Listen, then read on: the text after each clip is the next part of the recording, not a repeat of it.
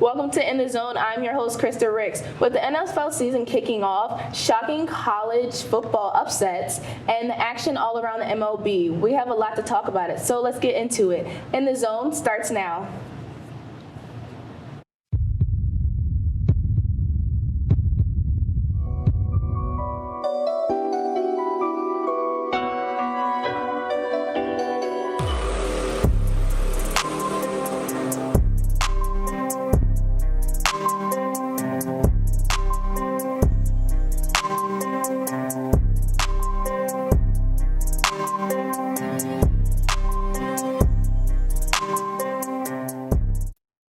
Joining me on the desk on today's episode, we have Aston and Theo Vela to discuss a long-awaited 150th NFL season. There is no better way to kick off the season than with the Baltimore Ravens traveling into the Arrowhead to take on the reigning back-to-back champs for Kansas City Chiefs. A closely contested game came down to the final play when the Baltimore tight end Isaiah Likely caught the pass with his toe on the back of the end zone line, resulting in the Chiefs' win. Now, Aston, the Ravens continue to struggle against the Chiefs under the bright lights. What do you think the solution is? I think the solution might be the offense, obviously, because that heartbreaking loss for the Ravens, obviously, is very traumatizing, as you can tell by Isaiah Likely stepping out of bounds with his toe. Which I watched the game, which was obviously incredible to me. And I want the Ravens to win, so I tried to do the Ravens, but you got to do better against the Chiefs. Yeah. For the 13th time in NFL history, there was a game played on Friday, but for the first time ever, it was in Brazil. The Green Bay Packers and Philadelphia Eagles took flight to play in Sao Paulo, and the spotlight couldn't be even brighter for newcomer Eagles Saquon Barkley as he scored 3 touchdowns in the Eagles' 34-29 victory. Theo, what worries or surprises stood out to you during this game? I mean, all I really got to say is Saquon Barkley will be a weapon for this Eagles offense. Not only did he produce 3 touchdowns in that game, but he just did more than that. He was off scrimmage, getting everything great. It was just amazing to see him play in the way in that atmosphere in Sao Paulo, Brazil. A first game of the season, Friday night. It was an amazing spectacle to see, especially for both teams. I do think Jordan Love will be worth that money. He's the highest paid quarterback in the league currently.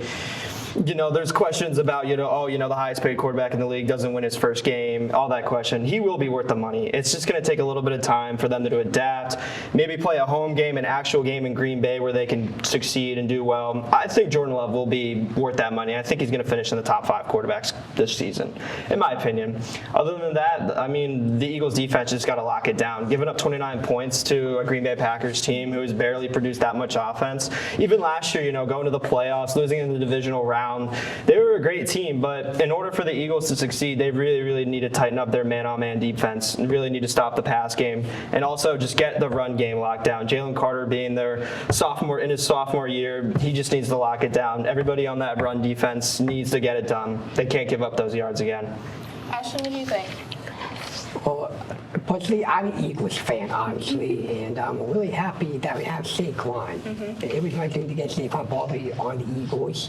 And I was watching the game, obviously. He scored 3 touchdowns, which is insane for the first game of our first debut. So, but yeah, what Theo said about the defense, need to be a little bit better. And also throwing interceptions, it needs to get a lot better. So, yeah. Okay, on Sunday, it was a highly anticipated, but not only for the NFL fans, but for the newest class of rookies looking to make their NFL debuts. Big names like Caleb Williams, Jalen Daniels, and Marvin Harrison Jr. taking the field for their first time. Ashton, what about these rookies stood out to you? The one that actually stood out the most was actually Jalen Daniels, which I think that it's going to be crazy, but in my opinion, I think he should be in the Hall of Fame. He's a really great quarterback and has a really good speed, and I do think that he should be up there for Rookie of the Year. I think he should be Rookie of the Year because of the way he was running the ball, and with watching the real light highlight is very well, and he can throw one heck of dimes to people. Okay, what about you, Theo? Yeah, I'm going to have to agree with Aston on this one. Yeah, Jay Daniels is definitely going to be in the top 3 rookie quarterbacks of this year, along with Caleb Williams. And people don't forget this, but Bo Nix may have had a pretty good game so far. You know, playing that playing that Seahawks defense, which is coming out strong, getting a new head coach, which is officially a defensive coordinator. Bo Nix and Jay Daniels will be definitely the top 2 quarterbacks coming up in this rookie year. Caleb Williams still has to make that extra step, make that extra jump to get those early completions and, you know, not have 0 points in the first half. But ultimately, the Bears coming back and winning that game was huge for Caleb Williams. I do think Jay Daniels will come out as the best rookie quarterback so far. Okay. And the Major League Baseball, the regular season is winding down. As the playoff picture is starting to solidify itself, some great storylines to watch in the final weeks are between the Orioles and the Yankees. Who will win the American League East and who will take the final wild card spot in the AL? The 3 teams within 5 games of the last spot. Theo, what teams are you most interested in watching in these final weeks? You know, obviously it has to come down to the New York Yankees. The New York Yankees, I would say, producing one of the best seasons offensively in the whole entire MLB and the whole entire AL right now, considerably in their franchise as well. You think about guys, you go back to Gehrig, think about guys, you go back to Babe Ruth, and you know, you maybe start to look in the mirror and see these guys as Juan Soto and Aaron Judge. These 2 guys really come together. These two franchises, and I mean this franchise coming together and really putting up offensive numbers is just a spectacle to see. Them being the first team to 70 wins as well, it's a huge step for them. Do I think they will do good in the playoffs? No, I don't think that, because the pitching sucks. It really does. It doesn't complement well with their own game. It doesn't make sense. But I want to go to the NL right now, the NL wildcard race. You know, we have the Mets, you have the Braves, you have the Padres. You have basically these 3 teams fighting for that one spot, that last final spot. You know, the Mets winning 9 games in a row, which was huge for them. And Francisco Lindor easily should be the NL MVP right now, the way that he's producing and the way that he is basically carrying this team. Basically a 6.0 WAR rating the last 9 games playing. You can't stop him. You really cannot stop the Mets right now. I do think the Mets will be better than the Yankees in the playoffs this year. Okay. In the National League, the picture is more clear, but there's still some good battles to watch. The Mets have been battling with the Braves for the final wild card spot in the NL, while the Phillies have been attempting to outpace the Brewers and the Dodgers to secure their first round bye in what has been surprisingly a dominant season for the team. Ashton, who do you think in the National League has your attention? It's always my answer. It has to be to stick with my answer. I'm a Phillies fan. I have to go with the Phillies, obviously, because obviously I love the Phillies so much. I really want to make it to the World Series. Also, I think in 4th place right now, currently. But I do see the Mets make it to the playoffs, obviously, because what Theo said, because of Lindor. And he's doing really well this year. And also, you have Jeff McNeil, you have Peter Alonso and those guys. But I do think that the Phillies are going to be the team to watch. Because at the end of the games, they always come through at the end. Okay, interesting. Yeah, you know, I was at that game last night, and being there, that whole atmosphere in Philadelphia, being at the Citizens Bank Park, especially in September, you know, you're going into the late season games. It was unbelievable. The crowd, the energy was there. Everything was there in order for them to succeed. Everything was lined up just for them to be perfect. You know, Kyle Schwarber leading off with a home run just immediately sets the tone for the Phillies and sets the tone for the home fans to buy into these teams, because in order for them to win the World Series, they need the fans. They need the people behind them. They need that extra jolt when playing these home games, and especially these last games in September. Well, there is an exciting year all around baseball. With this last year, the first round overall draft pick, Paul Skeens, who is playing even better than advertised and setting the league on fire, while Shohei Ohtani has been chasing down the MLB's first 50 home runs, 50 steals season.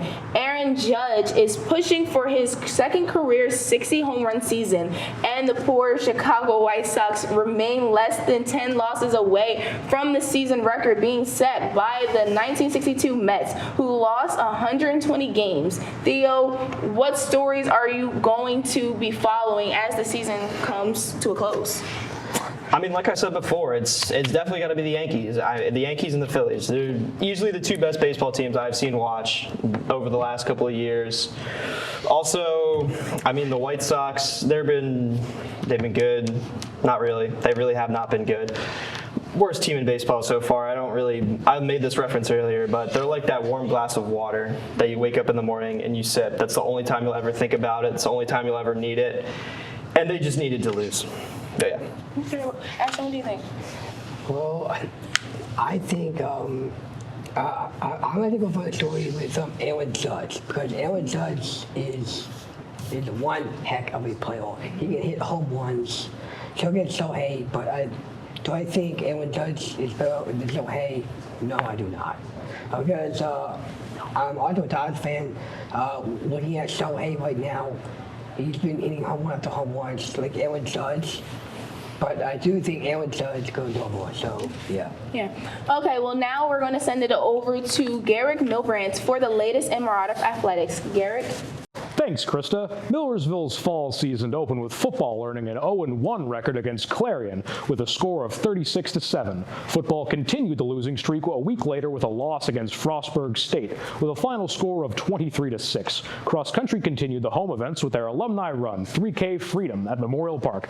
Men's soccer opened with their season away with a 4-2 win over Salem on Thursday. The team later fell to Ashland 1-0 on Sunday. Women's soccer started their season at home with a win, beating Goldley Beacom 5-1.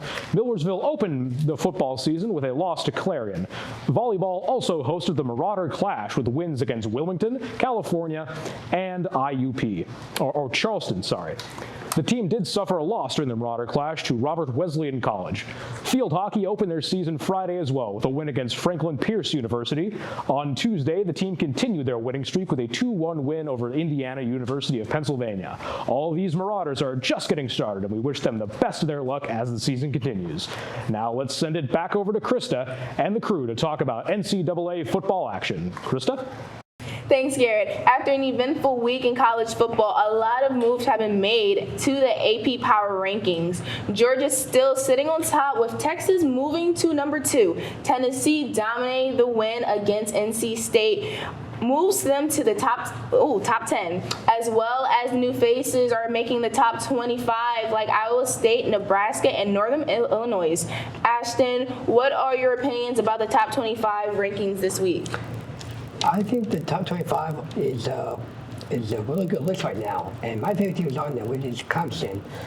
And I think Clemson, had a chance to make it. And my least will probably be Penn State. I'm not a Penn State fan. Sorry to Penn State fans that are out there, but I do think that it's a really good ranking. So what do you think? I know not a lot of people are going to like this, but I just don't see it. I don't get the top 25 this week. Obviously, the top 25 is supposed to be the best top 25 college teams. You have a team, Northern Illinois, who just beat Notre Dame per se. They just did that, but they're not top 25 material. I don't see that. They have won 2 games in the last 2 years of the history, and they get put top 25. Yes, that does say a lot. Yes, it does mean a lot. But they're play Buffalo next week, and if they don't beat Buffalo by a margin of 30 or 5 points or more, they're not worth being in that top 25. As well as Iowa State. Iowa State starting off the year 2-0. Yes, they're a good football team, but as well they beat a great Iowa team. That's another thing. You have these teams like Boston College beat Florida State. All of these teams beat these ranked opponents, and now all of a sudden they're like, oh, we should just randomly rank them because of that. I just don't really get the last 3 rankings, but we'll see how next week goes. Well, that will do it for the first episode of In the Zone for the semester. From Aston Legos to Theo Vela to Gehrig Milbrandt and the entire In the Zone crew, I'm your host, Christa Ricks. Thank you so much for tuning in, and we'll see you right here next time on In the Zone.